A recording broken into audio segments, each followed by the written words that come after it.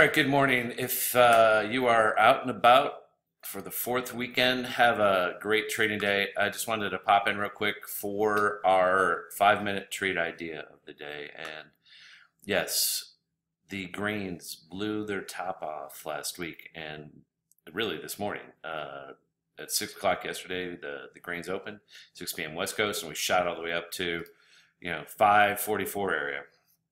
And now we are just kind of hanging around here, playing some trap games. And I do believe not only do we have this gap to fill, but value now on a 1-month chart is back here at 465. Doesn't mean we have to go there, but we have a hole here, we have a hole here that at least should take a shot at filling in after the USDA crop report said we've planted the least amount of wheat in forever. So we got the squeeze, but let me show you a couple other charts here that I wanted to bring up. Okay, this, let's see, I'd put these in here before I started the video just so I could pull them up real quick. So you can see this is a daily chart going back to 2014, so about 3 years.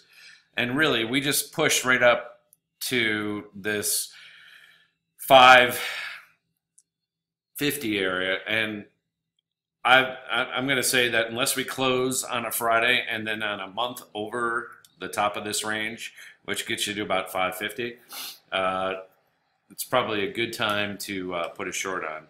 So you see this in the daily, that's a long 3-year bracket, and then on the weekly, you kind of see the same thing. We've broken a slight little downtrend, okay, but that's gotten us to this level here in the pink.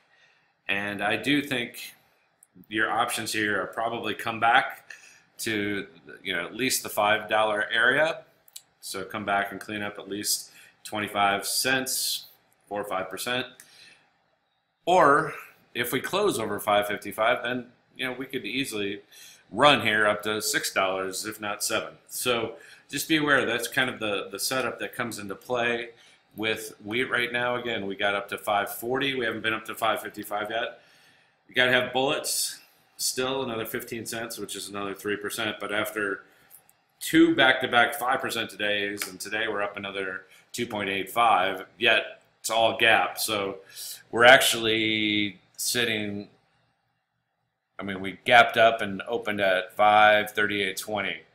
And we're at 540.60, so most of the trade has been within 2 cents. And this is, again, my reason for wanting this to be the trade idea for Monday. And again, I would give it any close on a Friday over 555. This trade is wrong. That's this Friday, next Friday, the following Friday. Otherwise, stay in the trade and look for at least a gap cleanup. Another one here. And again, a lot of gap cleanups. Most of the action in open markets has not been very fruitful. Today, actually from the gap up about $3 or 3 cents. Friday's gap up action, got us up to 509. Then we did trade Friday pretty nicely up to 526. And so we've had 3 monster days, and just 3 days ago we closed into this information at 471. So keep this in mind. This is a pretty stretched chart, and this is why you need to go back to the weekly charts where you see where we are. Yes, we've broken out, but usually got to come back and test that breakout. Remember, rest, move, test the move, and then continue the move, or come back to where you started and resting and reset and start all over. Those are the 4 states of the market. That's what you want to look at all the time. I'm going to continue to drive that in. No matter what you trade, which state are you in? Are you in the move? Are you in the test? Are you resting? Etc. Are you continuing or are you failing? Those are your options. So have a happy 4th out there. Be safe. Watch out for the fireworks. Don't want to get rid of the fat finger. And we'll see you on July 5th on Wednesday for the next 5-minute trader. Peace.